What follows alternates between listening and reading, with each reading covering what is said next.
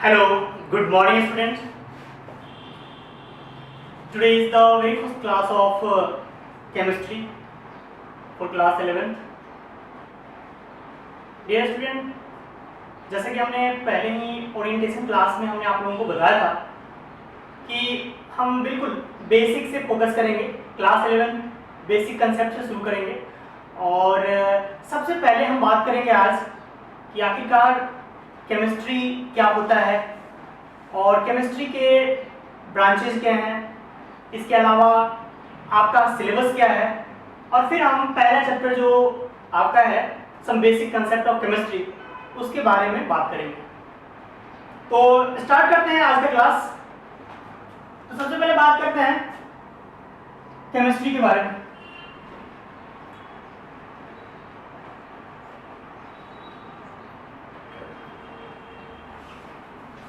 आपके मन में ये सवाल जरूर होंगे, वैसे जानते भी होंगे केमिस्ट्री क्या होता है। What is chemistry?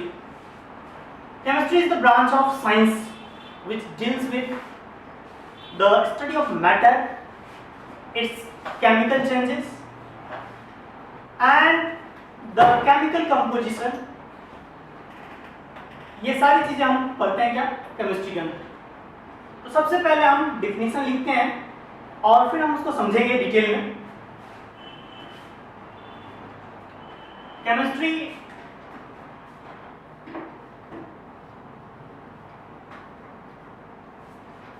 Chemistry is the branch of science which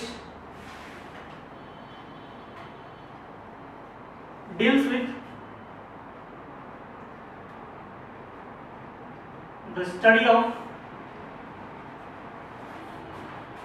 of matter,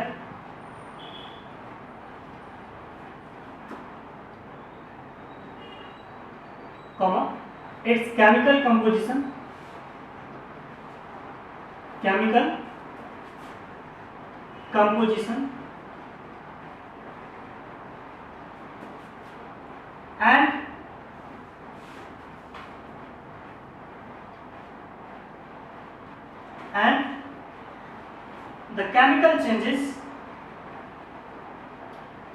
and the chemical changes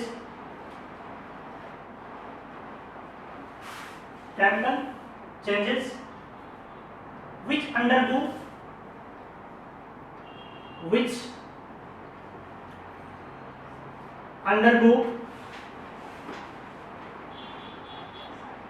and the chemical changes which undergo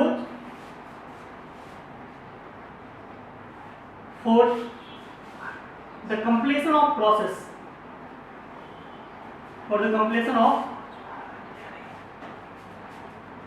the process।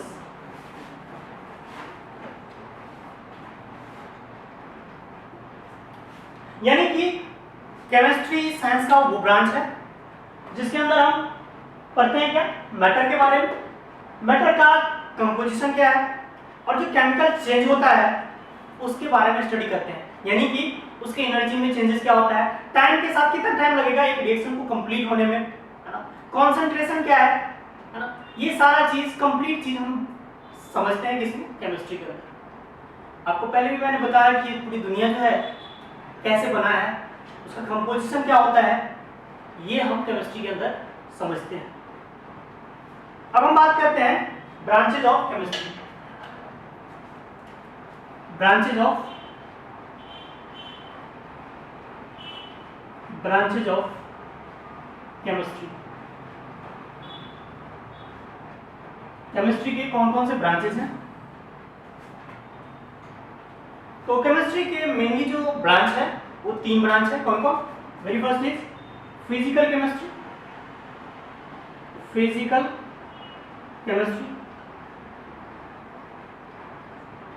Second is inorganic chemistry,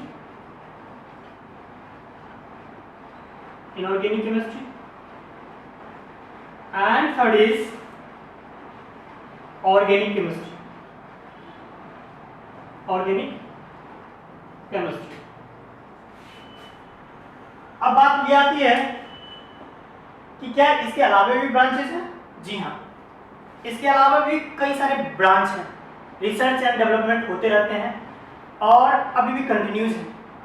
तो जहाँ तक केमिस्ट्री की ब्रांचेज है, जैसे कि अभी नए नए ब्रांच जैसे आते हैं analytical chemistry, biochemistry, industrial chemistry, इस तरह के कई सारे ब्रांच और भी रिसर्च एंड डेवलपमेंट के थ्रू नए नए ब्रांचेज भी हैं।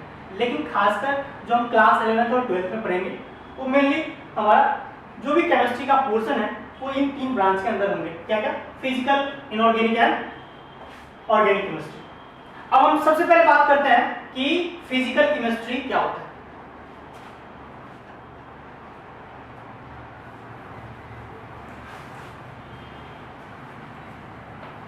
और फिजिकल केमिस्ट्री में हम बेसिकली क्या पढ़ते हैं?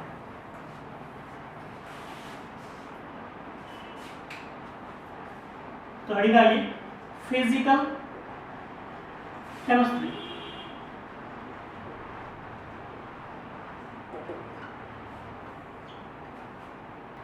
Physical chemistry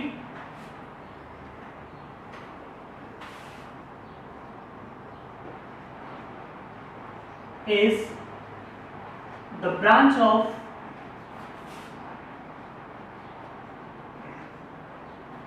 chemistry which deals with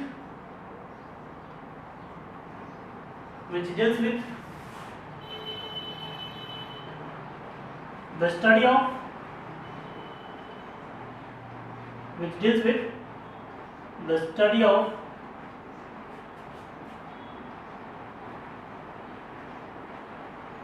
physical world, that is the physical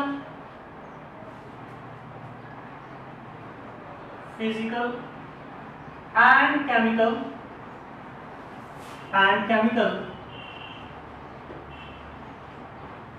properties of matter, physical and chemical properties of matter। तो बेसिकली जो फिजिकल केमिस्ट्री है हमारा, उसके अंदर हम जो फिजिकल वर्ल्ड में जो इस यूनिवर्स में है उसके केमिकल प्रॉपर्टीज के बारे में स्टडी करते हैं। फिजिकल और केमिकल प्रॉपर्टीज के बारे में स्टडी करते हैं। जैसे कि अगर हम फिजिकल वर्ल्ड की बात करें, जैसे कि आप अगर जैसे कि ये मकान है ना, ये घर, तो ये घर क्या जैसे मिलकर बना हुआ है, कैसे बना हुआ है? जैसे फिजिकल से मेरा तात्पर्य है कि टेम्परेचर क्या है, कॉन्सेंट्रेशन क्या है, प्रेशर क्या है, ये सब चीज का एनालिसिस हम क्या किसमें करते हैं? फिजिकल केमिस्ट्री के अंदर। यानी कि हम क्या करते हैं? It deals with the analysis of pressure, temperature, concentration,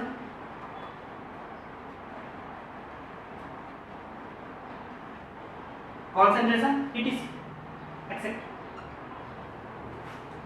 जैसे सिंपल सी बात करें कि सपोज आप कुछ भी ले लो, एयर ले लो, एयर के अंदर क्या क्या है कंपोजिशन? नाइट्रोजन है, ऑक्सीजन है, कार्बन मोनोऑक्साइड है। तो हम इन चीज़ों के बारे में स्टडी करते हैं। उसका क्या क्या कॉन्सेंट्रेशन है एयर के अंदर, और उसकी वजह से प्रेशर क्या है, उसकी वजह से टेम्परेचर में क्या क्या चेंजेस होते हैं एनवायरनमेंट के अंदर। तो ये सारी चीज़ें स्टडी करते हैं हम फिजिकल केमिस्ट्री का। जो नेक्स्ट ब्रांच है केमिस्ट्री का वो है इनऑर्गेनिक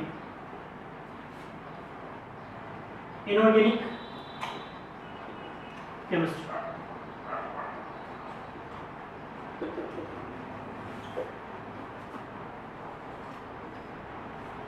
तो नाम से स्पष्ट है, इनऑर्गेनिक मतलब जिसमें हम ऑर्गेनिक से रिलेटेड नहीं स्टडी करेंगे। दैट मीन्स कि जिसमें हम जो कि ऑर्गेनिज्म से रिलेटेड नहीं होगा। यानी कि ये केमिस्ट्री का वो ब्रांच है जो कि study of mineral, study of element, इस चीज से रिलेटेड होंगे। सो हम कैसे डिफाइन कर सकते हैं इनऑर्गेनिक केमिस्ट्री को? Inorganic chemistry is the branch of science, sorry, inorganic chemistry is the branch of chemistry. Inorganic chemistry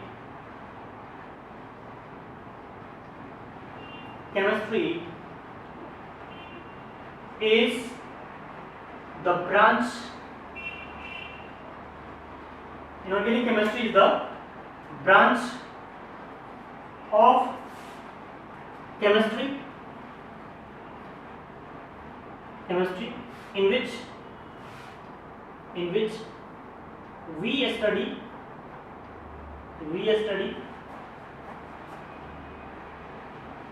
the nature of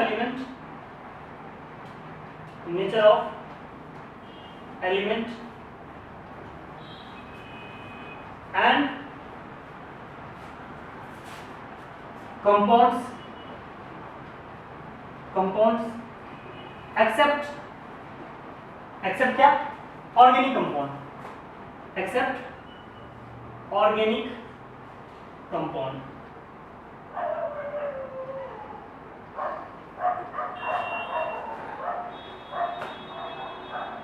तो बेसिकली अगर हम बात करें इनऑर्गेनिक केमिस्ट्री क्या चीज से डील करता है, तो वो एलिमेंट और कंपाउंड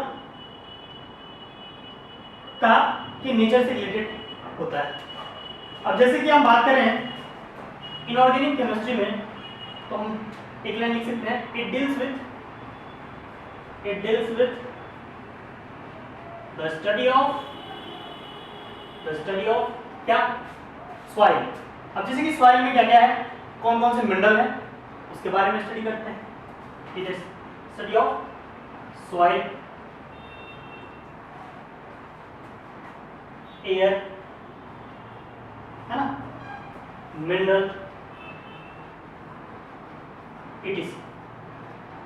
ठीक. अब जैसे कि कुछ इनऑर्गेनिक कंपाउंड्स, अब सारे एलिमेंट, कोई भी एलिमेंट ले लो आप, है ना, उसका स्टडी हम किसके अंदर करते हैं? इनऑर्गेनिक केमिस्ट्री के अंदर करते हैं. चाहे वो कॉपर हो, सिल्वर हो, गोल्ड हो, है ना, प्लैटिनम हो, ये सारे का स्टडी हम किसमें करते हैं? इनऑर्गेनिक केमिस्ट्री में करते हैं. तो इसके अलावा आप लिख सकते हैं कि जैसे कि स्टडी ऑफ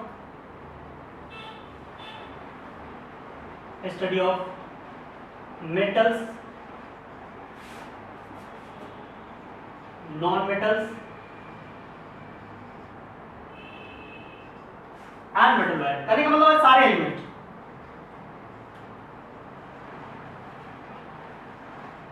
ये सारा किसमें होता है? इनऑर्गेनिक केमिस्ट्री के अंदर होता है. अब हम केमिस्ट्री के तीसरे ब्रांच पे मूव करते हैं. बाकी कुछ इनऑर्गेनिक कंपाउंड आप एग्जांपल के तौर पर लिख सकते हैं. जैसे एग्जांपल के तौर पर आप इनऑर्गेनिक कंपाउंड लिखिए H2CO3. जैसे कंपाउंड है आपका MgCO3, K2CO3, ये तो कार्बोनेट्स हो गए. जैसे CO2 है, ये भी क्या है? NO2 है. जैसे और ले लीजिए H3PO3 है. ये सब क्या है? These are inorganic compounds. ठीक. अब हम बात करते हैं केमिस्ट्री के तीसरे branch, organic chemistry. Organic chemistry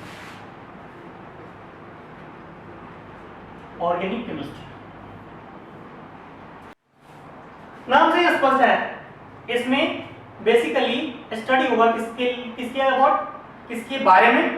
तो ऑर्गेनिज्म के बारे में. मतलब ऑर्गेनिक केमिस्ट्री ऑर्गेनिज्म से रिलेटेड है. मतलब बेसिकली अगर दूसरे शब्दों में कहें तो हम कह सकते हैं it is the study of hydrocarbon and it's derivative. ठीक है. लेकिन सारे के सारे हाइड्रोकार्बन हम ऑर्गेनिक केमिस्ट्री मतलब ऑर्गेनिक कंपाउंड के अंतर्गत नहीं आता है. जैसे कि हम देखेंगे, लेकिन पहले हम डिफाइन करते हैं what is organic chemistry. This is the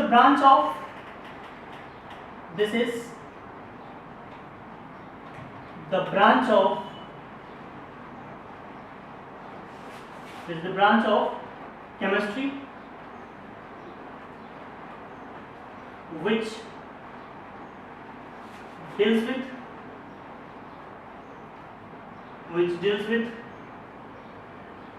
the study of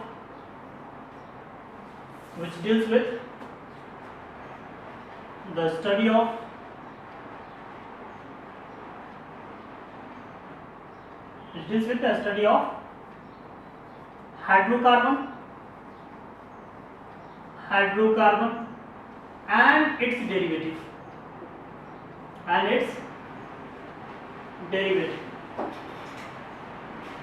हालांकि इसके बारे में हम काफी डिटेल में जो ऑर्गेनिक का हमारा पोर्शन है उसके अंदर पढ़ेंगे।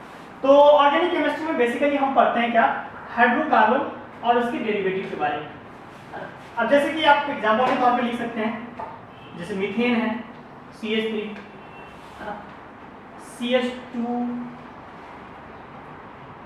CH3OH, मीथेनॉल, और ले सकते हैं आप CH3 CH2 COH, क्या है 1 2 3 मिथिल प्रोपेनोइक एसिड, है ना। तो ये सारे एग्जांपल क्या है, ये है एग्जांपल ऑर्गेनिक कंपाउंड्स।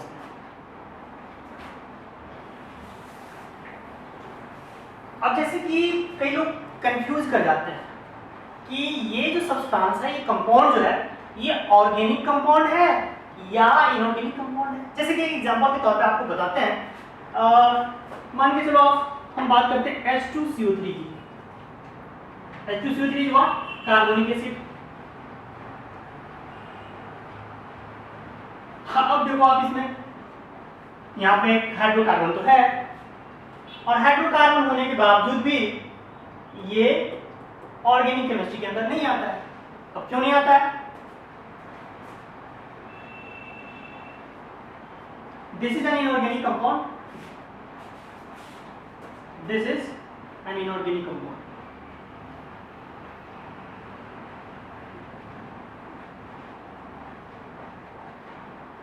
अब क्यों नहीं आता है? तो इसका स्ट्रक्चर से आपको समझ में आएगा। कैसे? C double bond O, single bond O, single bond H, single bond O, single bond H। अब यहां पे देखो आप, कार्बन के साथ क्या हाइड्रोजन डायरेक्टली अटैच है? जी नहीं, कार्बन के साथ हाइड्रोजन डायरेक्टली अटैच नहीं है, और इसीलिए ये कंपाउंड जो है किसके अंदर आता है, इनऑर्गेनिक कंपाउंड के अंदर। तो हाइड्रोकार्बन को देख करके ये मत समझ जाना आप ये ऑर्गेनिक कंपाउंड है कि नहीं। तो ये रहा पूरा केमिस्ट्री के पार्ट, केमिस्ट्री के ब्रांच। आई होप कि आपको पूरा क्लियर होगा केमिस्ट्री क्या है, केमिस्ट्री के अंदर हम क्या पढ़ते हैं, और केमिस्ट्री के तीनों ब्रांच है, physical chemistry, inorganic chemistry, organic chemistry.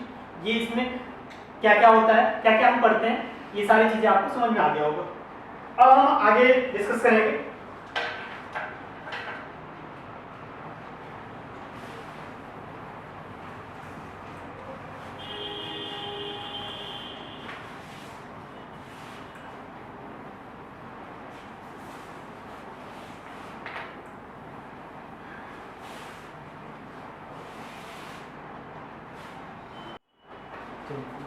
तो क्लास 11 में जो सिलेबस है, नीट में, जेमेन में और जे एडवांस के अंदर, ये सारे चैप्टर्स हैं जो आपको हॉलिस्टिकली हम पढ़ाएंगे और आपको अच्छे से पढ़ना है।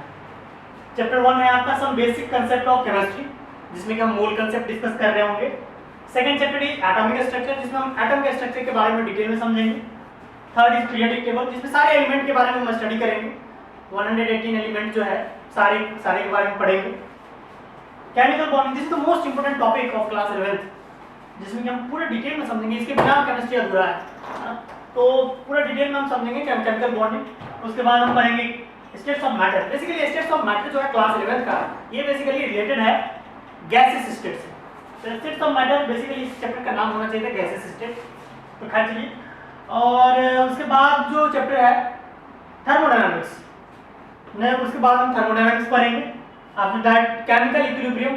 केमिकल इक्विलिब्रियम में दोनों हम आयनिक इक्विलिब्रियम भी और केमिकल दोनों ही हम डिस्कस कर रहे होंगे। इसके बाद रिडॉक्स रिएक्शन है, रिडॉक्स रिएक्शन के बाद हम पढ़ेंगे हाइड्रोजन। अब देख लीजिए आप, एक एलिमेंट पूरे पीरियोडिक टेबल में 118 एलिमेंट में से एक एलिमेंट ऐसा है हाइड्रोजन, जिसको अलग से एक चैप्टर मिल गया है। तो हम काफी डिटेल में हाइड्रोजन के बारे में पढ़ेंगे, है ना। और इसके अलावा है द एस ब्लॉक एलिमेंट्स, जिसमें हम पूरे जो अल्कली मेटल्स हैं उसके बारे में पढ़ेंगे। देन पी ब्लॉक एलिमेंट्स, जिसमें पी ब्लॉक के सारे एलिमेंट्स के बारे में पढ़ेंगे, nitrogen family, oxygen family, boron family, carbon family, है ना, ये सारे हम पढ़ेंगे। इसके बाद हमारा जो चैप्टर है वो है ऑर्गेनिक केमिस्ट्री। अब यहाँ से ऑर्गेनिक शुरू हो जाता है। ऑर्गेनिक केमिस्ट्री में हम बेसिकली आईयूपीएसी नोमेनक्लेचर और आइसोमेरिज्म पे फोकस करेंगे। उसमें हर तरह के आइसोमेरिज्म का पूरा कंप्लीट डिस्कशन होगा। उसके बाद हाइड्रोकार्बन्स, ये भी ऑर्गेनिक के अंदर ही आता है, जिसमें हम रिएक्शन मैकेनिज्म वगैरह के बारे में पढ़ेंगे। और जो हमारा लास्ट चैप्टर होगा क्लास 11 का, वो है इन्वायरमेंट केमिस्ट्री, जो कि काफ़ी जरूरी हो जाता है आगे के लिए, हालांकि इसका वेटेज कम होता है। तो ये पूरा कंप्लीट सिलेबस होता है जो कि आपको पता होना चाहिए। सबसे पहले जब आप कोई क्लास में, जब नई क्लास में आते हैं आप, तो आपको ये पता होना चाहिए कि आपका सिलेबस क्या है। और ये पूरा सिलेबस है, एक एक करके हम डिटेल में समझेंगे।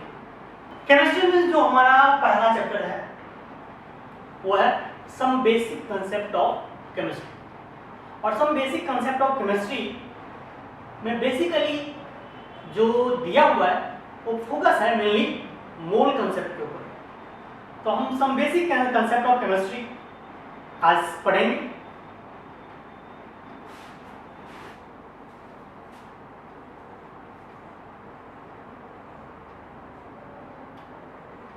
सम बेसिक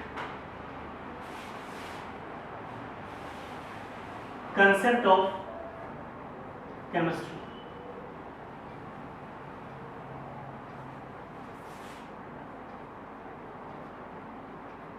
हाँ, एक चीज जैसा कि 11th के पोर्शंस हैं, जो चैप्टर्स हैं,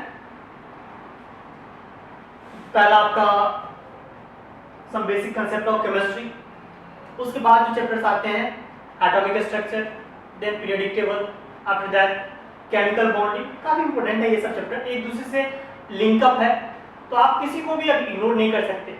आपको सिस्टमेटिकली रेगुलर बेसिस पे एक एक लेक्चर को अच्छे से पढ़ना है, अच्छे से सुनना है और अच्छे से लिखना है और बिल्कुल फोकस होकर के समझना है, क्योंकि हर चैप्टर का कंसेप्ट एक दूसरे से रिलेटेड होता है।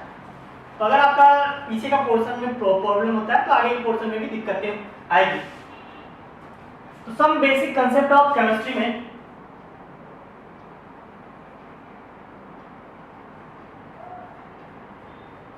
बेसिकली हम जो पढ़ने वाले हैं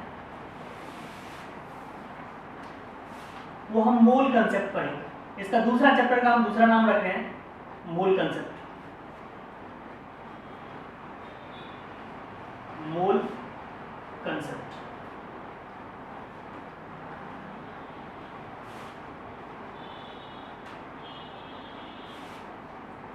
लेकिन मोल कंसेप्ट में जाने से पहले हम आपको केमिस्ट्री के बेसिक कंसेप्ट बताएंगे। और ये केमिस्ट्री के बेसिक कंसेप्ट क्या क्या है, आपको बिल्कुल जीरो लेवल से, जब बच्चे क्लास 10 से 11th में आते हैं तो अपने पुराने कंसेप्ट वीक होने की वजह से या फिर अच्छे से वो रिवाइज नहीं करते हैं, जिसकी वजह से काफ़ी दिक्कतें होती हैं।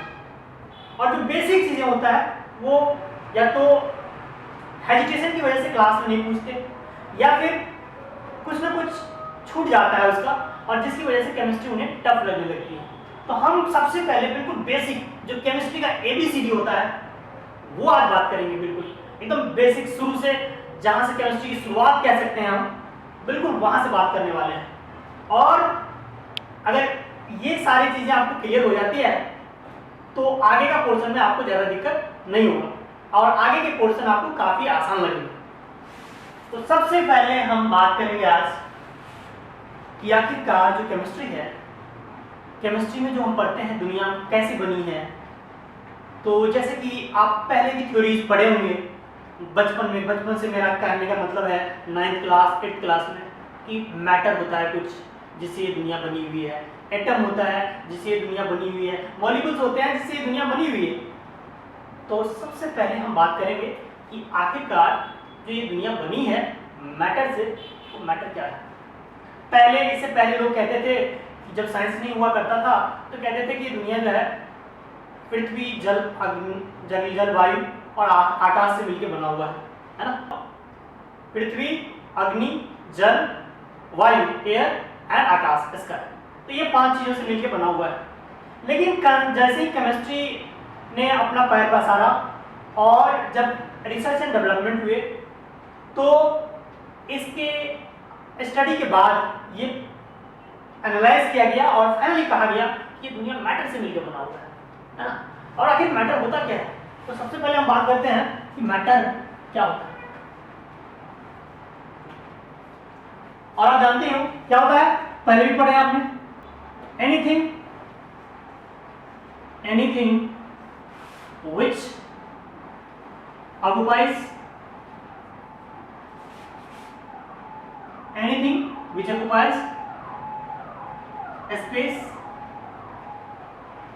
space and having mass is called matter। ठीक, अब मैटर की बात करें तो मैटर की स्टडी हम 2 तरीके से कर सकते हैं। मैटर की स्टडी हम 2 तरीके से कर सकते हैं। क्या क्या? उसके फिजिकल बिहेवियर का एंड दूसरा केमिकल बिहेवियर का।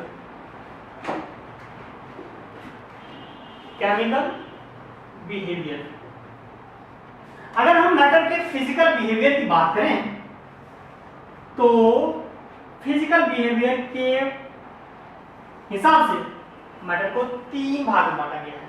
कौन? Very first is solid, second is liquid and third is gas. Solids, liquids and gases. अगर हम केमिकल बिहेवियर की बात करें तो केमिकल बिहेवियर में हम 2 चीज पढ़ेंगे। क्या? Pure substance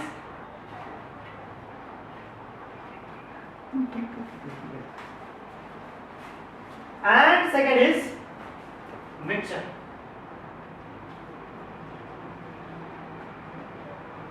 pure substance and mixture. अगर हम प्योर सब्सटेंस की बात करें तो प्योर सब्सटेंस के अंदर हम पढ़ते हैं एलिमेंट एंड कंपाउंड।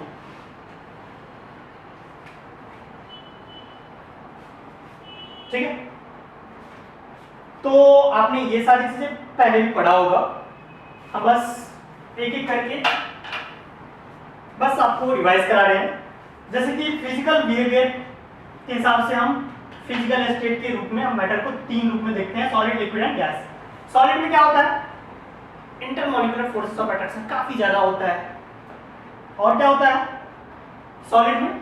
सॉलिड की विस्कोसिटी काफी ज्यादा होती है। और कितना ज्यादा? इनफाइनाइट। लिक्विड की बात करें तो लिक्विड का इंटरमॉलिक्यूलर फोर्सेस रिलेटिवली कम होता है। और क्या बोलेंगे?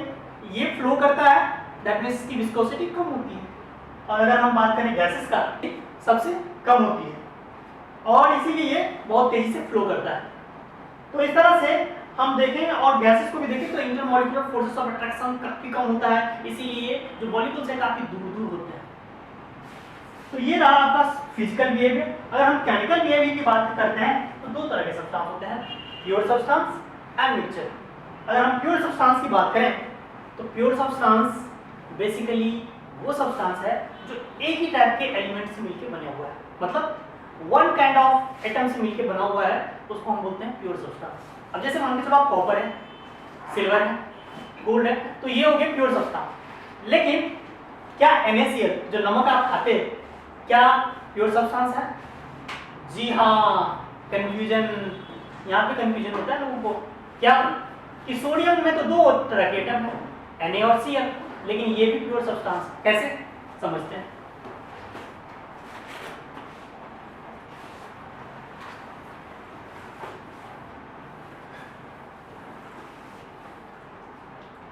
क्योंकि जब आप नमक को देखते हैं, सपोज एक प्लेट में नमक रखा हुआ है ना, और इस प्लेट में नमक रखा हुआ है, क्या आपको Na अलग और Cl अलग घूमते हुए दिखता है क्या? जी नहीं, Na अलग Cl अलग नहीं मिलता। इसका मिक्सचर इस तरह से होमोजेनियस होता है कि आपको पता ही नहीं चलता है कि इसमें Na है और Cl दोनों तरह के एटम है। और अगर होमोजेनियस मिक्सचर हो, होमोजेनियस हो, जो भी उसके अंदर एटम्स हो, तो वो भी प्योर सब्सटेंस के अंदर ही आता है। क्या हम Na को अपने हाथ से अलग कर सकते हैं फिजिकल प्रोसेस के थ्रू? Na को अलग कर सकते हैं और Cl को अलग कर सकते हैं? जी नहीं कर सकते हैं, है ना। तो प्योर सब्सटेंस में हम फिजिकल प्रोसेस के थ्रू हम जो एटम्स होते हैं, कंस्टिट्यूएंट मॉलिक्यूल्स होते हैं, उसको हम अलग नहीं कर सकते हैं। ठीक है। अब दूसरा टाइप है मिक्सचर। ठीक है, मिक्सचर क्या है? जिसमें दो या दो से अधिक टाइप ऑफ एटम से जो मिलकर बना हुआ होता है, वो क्या है? मिक्सचर। अब प्योर सब्सटेंस में दो तरह के होते हैं, क्या? एलिमेंट और कंपाउंड। एलिमेंट क्या है? एलिमेंट जो एक ही तरह के एटम से मिलकर बना हुआ है।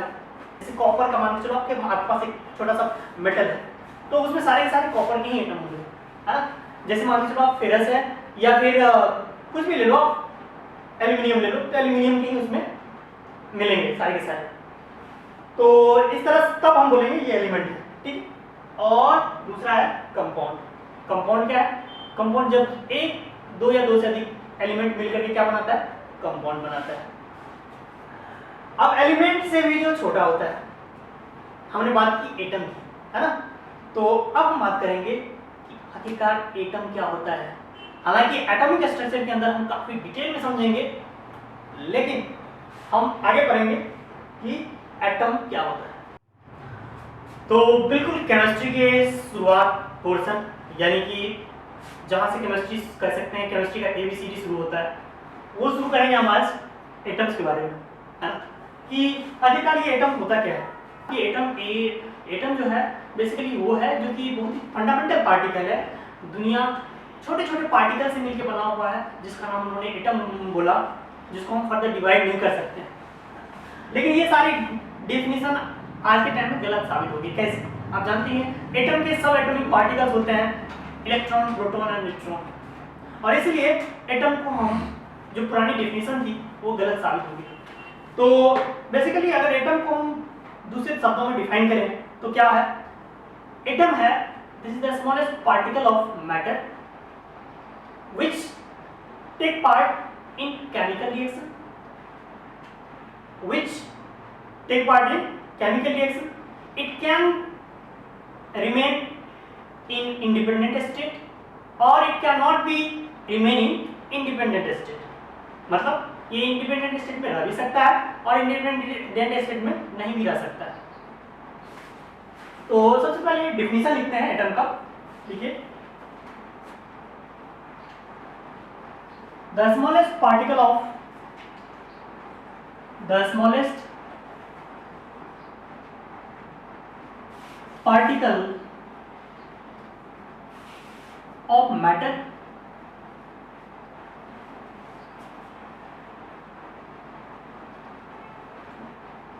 the smallest particle of matter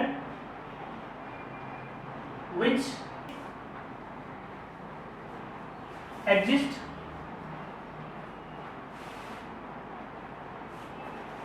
may or may not, which may or may not exist independently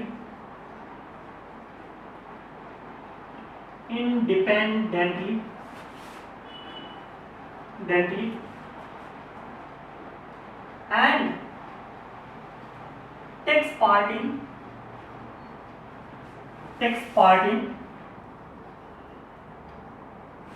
chemical reaction.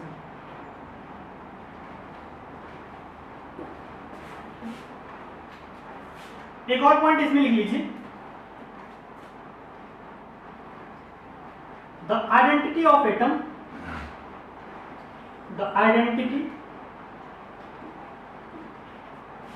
of an atom remain unchanged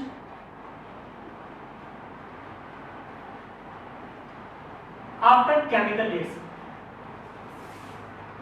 After chemical reaction, यानी कि एटम मैटर का सबसे छोटा पार्टिकल है जो कि इंडिपेंडेंटली रह भी सकता है और नहीं भी रह सकता है। जैसे कि क्या किसी ने हाइड्रोजन को अकेला देखा है? जी नहीं, हाइड्रोजन अकेला जिंदा नहीं रह सकता। क्यों? क्योंकि वो स्टेबल नहीं होता है। हाइड्रोजन को स्टेबल होने के लिए एक और इलेक्ट्रॉन की जरूरत होती है और इसीलिए हाइड्रोजन अकेला H के फॉर्म में नहीं H2 के फॉर्म में होता है, यानी मॉलिक्यूलर फॉर्म में एग्जिस्ट करता है। तो इट में नॉट एग्जिस्ट इंडिपेंडेंटली, जैसे कि हाइड्रोजन इंडिपेंडेंटली एग्जिस्ट नहीं करता है। जैसे बोलते हो ना फेरस, क्या फेरस में एक ही फेरस होता है? जी नहीं, फेरस भी अकेला इंडिपेंडेंटली एग्जिस्ट नहीं कर सकता है। या हम बात करें कॉपर, या हम बात करें नाइट्रोजन, है ना, तो ये सब इंडिपेंडेंटली एग्जिस्ट नहीं करता है। लेकिन कुछ एटम ऐसे भी हैं जो इंडिपेंडेंटली एग्जिस्ट करता है, जैसे हीलियम। हीलियम नोबल गैस है, पहले से स्टेबल है। हीलियम ले लीजिए, नियोन, आर्गन, क्रिप्टन, जेनन, रेडन, ये सारे जितने भी नोबल गैसेस हैं, ये जितने भी नोबल गैसेस हैं, ये इंडिपेंडेंटली एग्जिस्ट करता है। क्यों? क्योंकि या तो इसका डुप्लेट या ऑक्टेट पूरा है। तो these are existing independently, exist independently.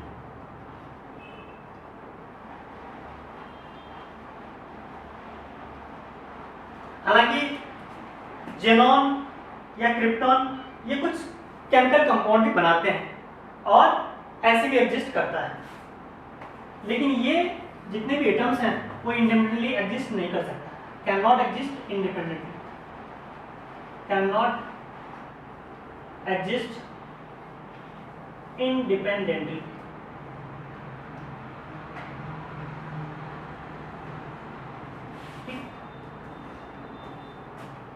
आगे हमने कहा है कि ये केमिकल रिएक्शन में पार्ट करता है। जी हाँ, जैसे कि हाइड्रोजन और ऑक्सीजन मिलकर के वाटर बना देता है ना, या फिर नाइट्रोजन और हाइड्रोजन मिलकर अमोनिया बना देता है, कार्बन ऑक्सीजन मिलकर कार्बन डाइऑक्साइड बना देता है।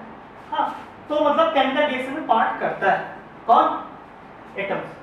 अब the identity of an atom remain unchanged after the reaction. जी हाँ, रिएक्शन के बाद भी जो एटम का आइडेंटिटी है वो एक जैसा रहेगा। जैसे हाइड्रोजन और ऑक्सीजन मिलकर के भले ही वो वाटर मॉलिक्यूल बना देता है, वाटर बना देता है, लेकिन उसमें हाइड्रोजन और ऑक्सीजन जो होता है दोनों का आइडेंटिटी कायम रहता है, यानी कि उसमें हाइड्रोजन और ऑक्सीजन रहते हैं।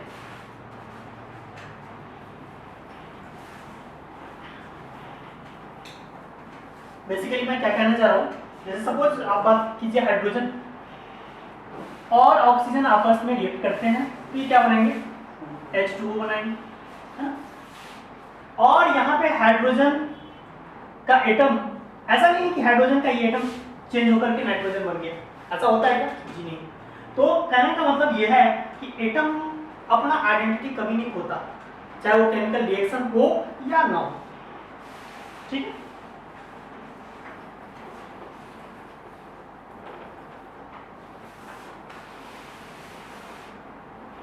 एटम को समझने के बाद अब हम आगे बात करते हैं मॉलिक्यूल के बारे में।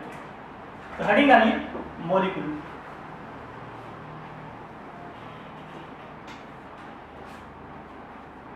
एटम के जैसा ही इसका भी डिफिनेशन है, क्या? This is the smallest particle of matter which exist independently. ये इंडिपेंडेंटली एग्जिस्ट करता है। The smallest particle of matter which exists independently independently is called molecule, इसको molecule। जैसे कि अभी तुरंत हमने बात की हाइड्रोजन मॉलिक्यूल है ना, नाइट्रोजन N2 है ना, oxygen O2, O3 ozone, sulphur S8 है ना, ये सारा का सारा क्या है, मॉलिक्यूलर फॉर्म में एग्जिस्ट करते हैं और ये इंडिपेंडेंटली एग्जिस्ट कर सकता है। क्यों करता है? क्योंकि ये स्टेबल होता है। जैसे अगर हाइड्रोजन की बात करें तो हाइड्रोजन के आउटर मोस्ट शेल में एक इलेक्ट्रॉन है, दूसरे हाइड्रोजन के साथ मिलते हैं और ये बॉन्ड बनाता है सिंगल बॉन्ड। ये भी हाइड्रोजन, इस हाइड्रोजन के पास एक इलेक्ट्रॉन, इसके पास भी एक, दोनों मिलकर के बॉन्डिंग करता है और दोनों का डुप्लेट पूरा हो जाता है और ये स्टेबल हो जाता है। अगर हम कोई दूसरा एक और एटम ले लेते हैं, जैसे नाइट्रोजन ले लीजिए, नाइट्रोजन नाइट्रोजन आगे हम एटॉमिक स्ट्रक्चर में काफी डिटेल में समझेंगे, लेकिन फिलहाल अभी आपको समझने के लिए बताता हूँ। यहाँ पे नाइट्रोजन ट्रिपल बॉन्ड से जुड़े होते हैं एक दूसरे से, और ये जब 3 बॉन्ड बना लेता है तो इसके पास भी 8 इलेक्ट्रॉन हो जाते हैं, इसके पास भी 8 इलेक्ट्रॉन हो जाते हैं, और जैसे ही 8 इलेक्ट्रॉन दोनों के पास हो जाते हैं तो खुश हो जाता है दोनों, मतलब दोनों का ऑक्टेट पूरा हो गया, दोनों स्टेबल हो जाता है और इस तरह से वो इंडिपेंडेंटली एग्जिस्ट करने लगता है।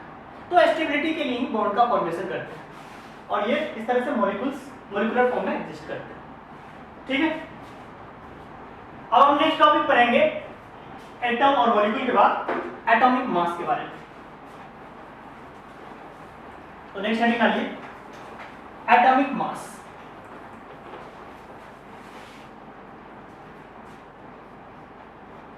एटॉमिक मास मैंने मेरे जो 3 साल के पास्ट एक्सपीरियंस है तो मैंने देखा है कि स्टूडेंट 90% स्टूडेंट ऐसे होते हैं, 90% स्टूडेंट जो एटॉमिक मास को ठीक से डिफाइन नहीं कर पाते और वो कंफ्यूज होते हैं कि एटॉमिक मास होता क्या है। और इसलिए मैं आपको बिल्कुल क्लियर करना चाहता हूं कि एटॉमिक मास होता क्या है। अगर आपको सही से क्लियर हो जाए तो पूरी केमिस्ट्री के अंदर इस तरह के कंसेप्ट में कोई दिक्कत नहीं होता है, क्योंकि कई सारे कंसेप्ट इस बेसिक कंसेप्ट से रिलेटेड होता है। तो एटॉमिक मास को समझने के लिए हम एक एग्जांपल के तौर पर आपको समझाएंगे।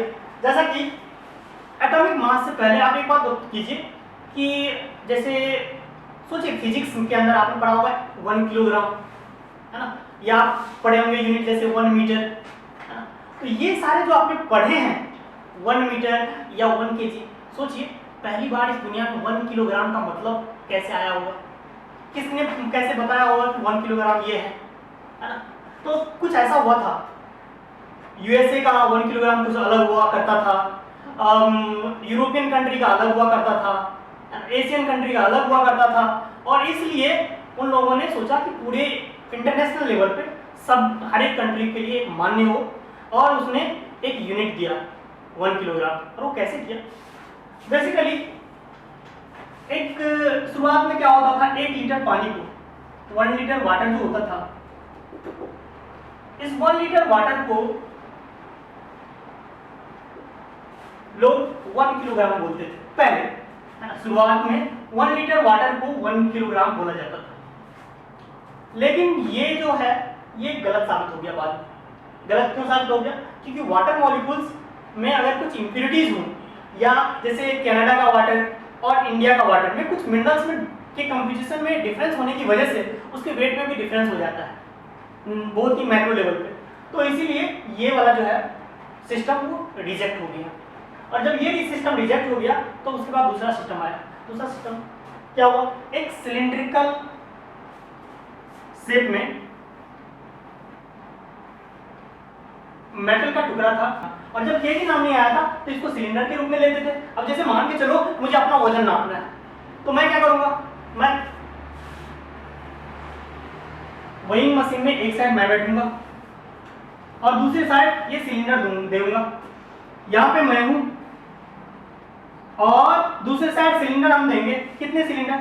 हमने पहला सिलेंडर रखा, कोई फर्क नहीं आया, मैं नीचे हूँ, है ना। इस तरह से हम जब 60 सिलेंडर दे देते हैं, इस तरह से जब हम 60 सिलेंडर दे देते हैं तो ये दोनों साइड बैलेंस बन जाता है, और इस तरह से हमें पता चलता है कि हमारा वेट कितना है। हमारा वेट 60 केजी। तो ये 60 सिलेंडर से पता चला, यानी कि 60 केजी नहीं, हमारा वेट कितना है, 60 सिलेंडर है। अगर मुझे सपोज मान के चलो कि एक एलिफेंट का वजन करना है, तो एलिफेंट को इधर बैठा दो और इधर सिलेंडर रख दो, है ना। तो यहाँ पे कितने सिलेंडर रखना पड़ेगा, मान के चलो एलिफेंट की बात कर रहे हैं, तो हो सकता है 1000 सिलेंडर रखने पड़ रहे हो। तो मैंने कहा कि एलिफेंट का जो वेट है, वो एलिफेंट का वेट कितना है, 1000 सिलेंडर। यानी कि ये जो सिलेंडर है उसका हम जगह जगह इस्तेमाल करने लगे, है ना, कि एलिफेंट का वेट करने, अगर कोई भी चीज का वेट करना होता था तो हम सिलेंडर के रूप में बोलते थे, और फिर बाद में उसी सिलेंडर को का नाम चेंज करके किलोग्राम रखा गया, और इस तरह से किलोग्राम नाम का यूनिट आया। इसी तरह से जो एटॉमिक मास है कुछ ऐसे ही आया था। क्या हुआ, कार्बन 12 का आइसोटोप लिया गया, कार्बन 12 का जो आइसोटोप है उसको लिया गया। जैसे आपने एक सिलेंडर को स्टैंडर्ड लिया, वैसे ही कार्बन 12 को स्टैंडर्ड लिया, और कार्बन 12 का मास देखा गया। किस तरह का देखा गया कि एक standard mass 1/12 into mass of 1 carbon atom, 1 carbon 12 atom, इसको स्टैंडर्ड वेट रखा गया। और जब इसको स्टैंडर्ड वेट रखा गया और उसके बाद एटॉमिक मास कैलकुलेट किया गया, सपोज मान के चलो आपको कैलकुलेट करनी है एटॉमिक मास ऑफ नाइट्रोजन, क्या लिखेंगे, एटॉमिक मास ऑफ नाइट्रोजन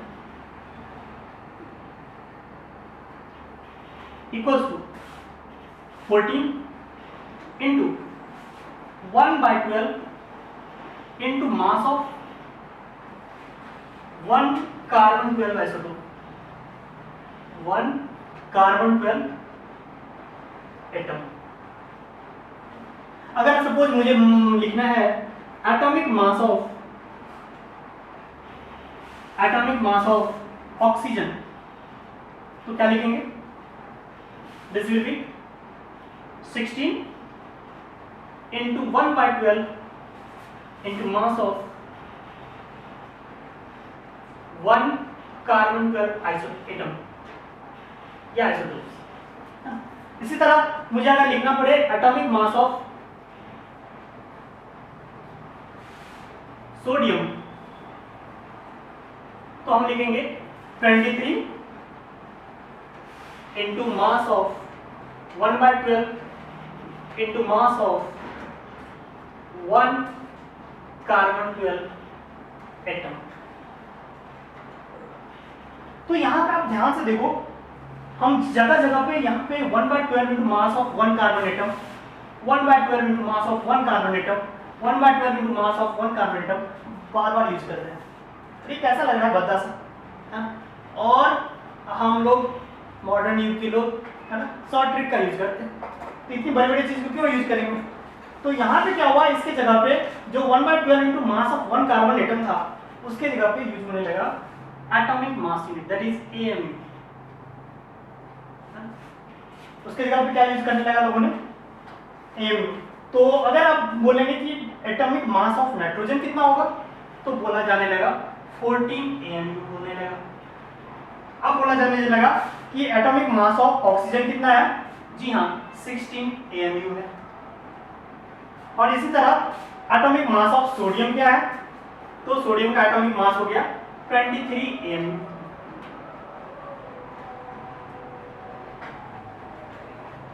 और ये AMU आज के टाइम में इस AMU को रिप्रेजेंट किया गया U से, that is unified mass.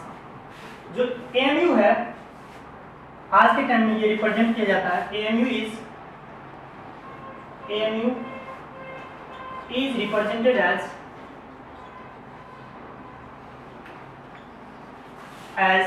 U। आज के टाइम में हम लोग जो AMU की जगह क्या लिखते हैं, U लिखते हैं। और U क्या है, U is what, U is unified mass।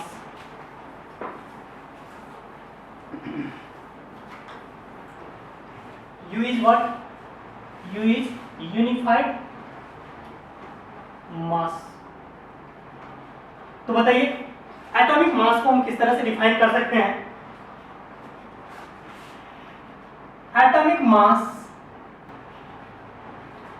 atomic mass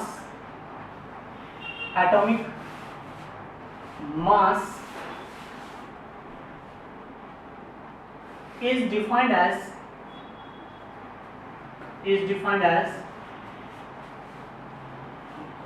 the mass of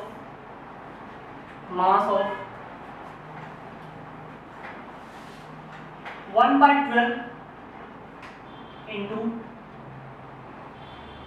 mass of atomic mass is defined as the multiple of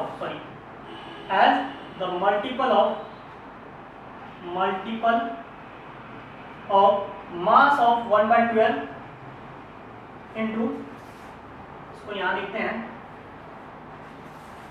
1/12 into mass of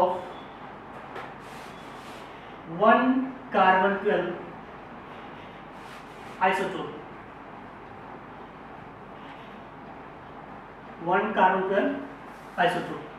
मतलब एटॉमिक मास जो होता है वो 1/12 कार्बन के 12 आइसोटोप का 1/12 पार्ट होता है और इसी के मल्टीपल में होता है, ठीक है। और इसी को हम क्या बोलते हैं, mu बोलते हैं। तो इस तरह से हमने कहा जो इसका यूनिट हो गया एटॉमिक मास का, वो क्या हो गया, mu हो गया। और इसको हम यूनिफाइड मास से भी डिनोट करते हैं। साथ ही साथ इसको 1 डाल्टन भी बोला जाता है, 1 डाल्टन। 1 mu को 1 डाल्टन भी बोला जाता है, यानी 1 DA। तो इससे आगे हम नेक्स्ट लेक्चर में कंटिन्यू करेंगे। आई होप आपको एटॉमिक मास क्या होता है अच्छे से क्लियर हो गया होगा, और इसके बाद हम फिर मोल कंसेप्ट के अंदर जाके बिल्कुल चैप्टर को हम डिटेल में समझेंगे। Okay, thank you class.